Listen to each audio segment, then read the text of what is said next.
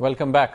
सेठी साहब, आपने कहा क्यू लीग के हवाले से बात की, अब गवर्नर रूल क्यों लगाया गया? ये जरदारी साहब का गलत फैसला था। उस वक्त को इतना बड़ा क्यास नहीं हो गया था। ठीक है, शहबाज शरीफ साहब डिस्क्वालीफाई हो गए थे, नया लीडर आ सकता था अगर कॉन्फिडेंस में से किसी को लेना था।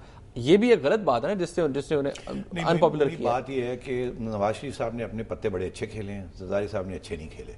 मेरी ये व्यू है कि पहले दिन इनको कातिल लीग नहीं कहना चाहिए था। अगर कह भी दिया तो कौड़ा घुट करके, जैसे कहते हैं पंजाबी में, कौड़ा घुट करो, डिसोन कर देना, और वो बाद में अलायंस करके पंजाब में हुकूमत बनानी चाहिए थी। उस वक्त बना सकते थे, इन्होंने नहीं किया। इन्होंने मियाँ साहब के साथ ये बैठे, बड़ी वो मोहब्बतें प्यार की बातें हुई और को आना जाना शुरू हुआ, और वो जाके वादे कर लिए जो वादे निभा नहीं सके, जिसकी वजह से डिस्क्रेडिट हो गए वो जुडिशरी के ऊपर। एक वादा दूसरा वादा, तो मीडिया भी इनके खिलाफ हो गया। फिर एक ऐसी स्टेज आई कि इन्होंने सोचा अरे ये तो सारी गेम हाथ से निकल रही है, मियाँ साहब भी अलग हो रहे हैं और वो गेन कर रहे हैं, तो फिर पंजाब को पकड़ा जाए। और किस बुरे तरीके से अटेम्प्ट और जब पंजाब को ये पकड़ने गए तो दोगली पॉलिसी इख्तियार की। गवर्नर साहब को कहा कि आप क्यू के साथ बैठें और उनको खींचने की कोशिश करें, और दूसरा प्राइम मिनिस्टर साहब को कहा कि आप नून को जरा मरम पट्टी करके रखें। वो मिक्स सिग्नल्स गए। मिक्स सिग्नल्स की वजह से वो जो फॉरवर्ड ब्लॉक्स वगैरह बने थे क्यू के अंदर, वो मियाँ साहब की तरफ चले गए और ये आइसोलेट हो गए, और गवर्नर साहब यहाँ जो एजेंडा दिया था वो पूरा नहीं कर सके। उसके बाद अदालतों ने इंटरवेंशन की और आपने देखा क्या हुआ। पंजाब गवर्नमेंट भी रिस्टोर हो गई, लॉन्ग मार्च भी शुरू हो गया, एक मूवमेंट बन गया। फिर मूवमेंट के अंदर अंडर प्रेशर आके, इंटरनेशनल प्रेशर, आर्मी का प्रेशर, और उसमें आके मुकमुका कर लिया, जिसमें अगेन लॉस्ट फेस।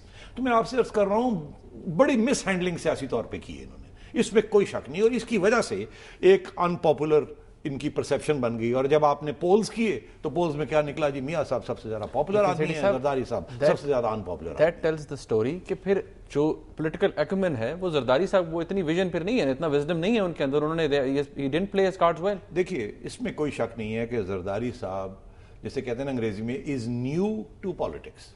मियाँ साहब पुराने घोड़े, मियाँ साहब ने बहुत कुछ देखा है। मार्शल लॉ के पैदाइश भी हैं, फिर मार्शल लॉ के खिलाफ भी कार्रवाई की, फिर पॉपुलर लीडर भी बने, फिर एग्जाइल भी की। मियाँ साहब ने सब कुछ देख लिया, माफी मांग, मंजे हुए खिलाड़ी बन चुके हैं, इसमें कोई शक नहीं है। और वो रिफ्लेक्ट भी हो रहा है। आप देखिए उनकी पॉलिटिक्स किस जबरदस्त तरीके से चल रही है। जरदारी साहब को बीबी ने कभी भी डायरेक्ट पॉलिटिक्स में नहीं आने दिया था। मैं आपको अर्ज करूं, मैंने बड़ी गौर से इनकी बीबी की और जरदारी साहब की पॉलिटिक्स और इनकी आपस की रिलेशनशिप्स को देखा है। बेनजीर ने बड़ी मोनोपोली थी पॉलिटिक्स की, और पीपल्स पार्टी के अंदर भी उन्होंने जरदारी साहब को कोई पॉलिटिकल रोल नहीं खेलने दिया दोनों गवर्नमेंट्स के दौरान।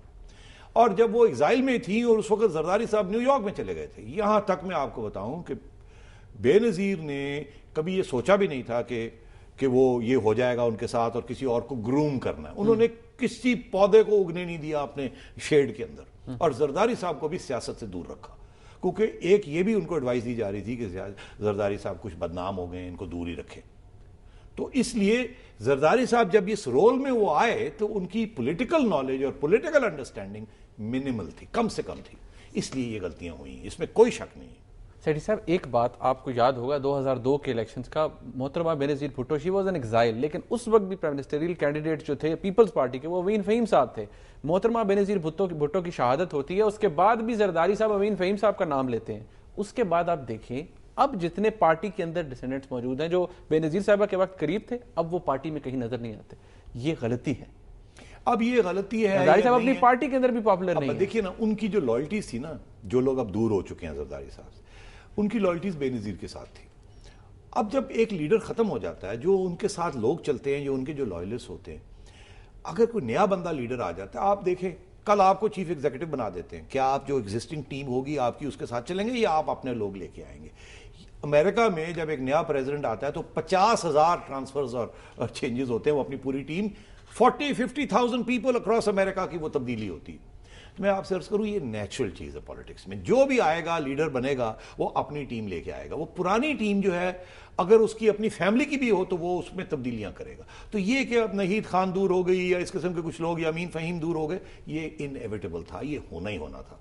मसला ये नहीं, मसला ये है कि अगर उनको दूर करना था तो फिर कुछ ऐसे लोग करीब लाने थे जो कॉम्पिटेंट होते, जो प्रोफेशनल होते, जो इनको अच्छी एडवाइस देते। बदकिस्मती मेरा ख्याल है जरदारी साहब की है कि इतना कुछ इतनी जल्दी हो गया कि उसकी तैयारी नहीं हुई। फिर वो प्रेसिडेंसी का उन्होंने फैसला कर लिया, वो भी मेरे हिसाब में गलत फैसला था। मैंने इनको कहा था कि आप प्रेसिडेंट मत बने, पहले कहते रहे मैं नहीं बनूंगा, पहले कहते रहे मैं नहीं बनूंगा। यही तो मसला हुआ, इनको बुरी एडवाइस दी गई। इनकी जो टीम थी वो इतनी अच्छी नहीं थी, और मैं आपसे अर्ज करूं वो टीम अभी भी अच्छी नहीं है, इसलिए कभी वो इधर आते हैं, कभी वो इधर आते हैं। टीम है कौन सी सेठी साहब, बताइएगा जरा, खास खास लोग कौन है जरदारी मुझे बताएं कौन से, मुझे तो खुद समझ नहीं आती कि खास खास लोग कौन है। जब बेनजीर थी तो आप पूछ सकते थे खास खास कौन है, तो आपको बताया जाता कि फलाना बंदा फलाना बंदा फलाना बंदा किचन कैबिनेट है। और ये आजकल जो किचन कैबिनेट है उसके नाम ही नहीं पता किसी को, और या उनके ओहदे ही नहीं है उस किस्म के जिस किस्म के ओहदे होने चाहिए। पहले मुशीर होते हैं ना, बाद में मिनिस्टर बनते हैं। मैं आपसे अर्ज कर रहा हूं कि इस वक्त जरदारी साहब की कोई खास टीम नहीं है, और वो रिलायंस जो है उनकी ऑन एडवाइस बहुत कम लोगों पे है, और उनमें से कुछ लोग ऐसे भी हैं जिनकी इतनी पॉलिटिकल अंडरस्टैंडिंग और एक्सपीरियंस नहीं है।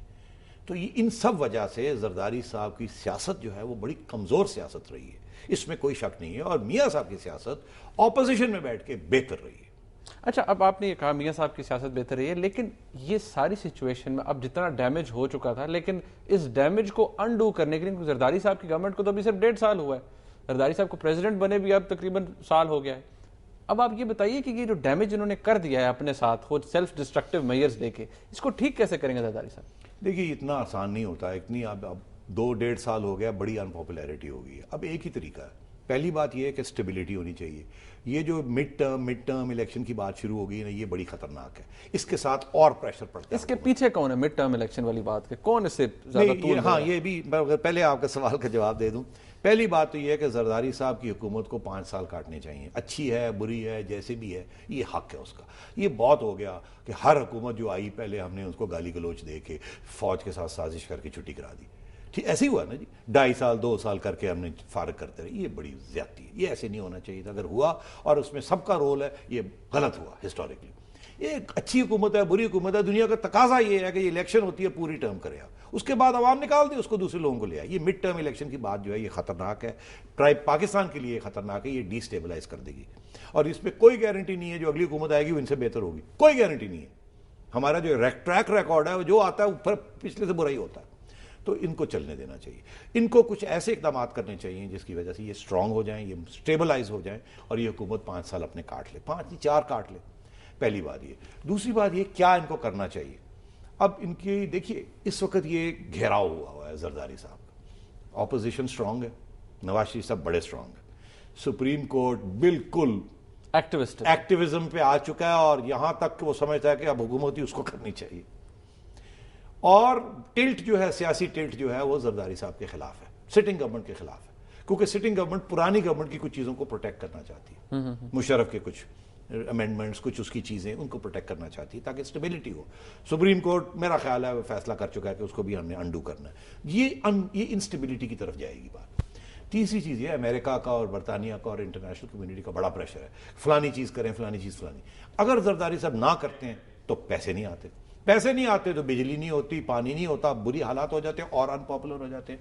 उनकी बात मानते हैं तो लोग कहते हैं अमेरिका के पिट्ठू बन चुके हैं। सेठी साहब, हम बात करेंगे इस पे मजीद, क्योंकि बहुत और इंटरेस्टिंग फैक्टर्स हैं, कुछ बातें, कुछ चीज़ें जो ऑलरेडी हो चुकी हैं, कुछ चीज़ें जो अब इन प्रोसेस हैं जिनसे जरदारी साहब का ग्राफ नीचे जा रहा है, उनके बारे में मजीद बात करेंगे एक ब्रेक के बाद। साथ रहेगा हमारे।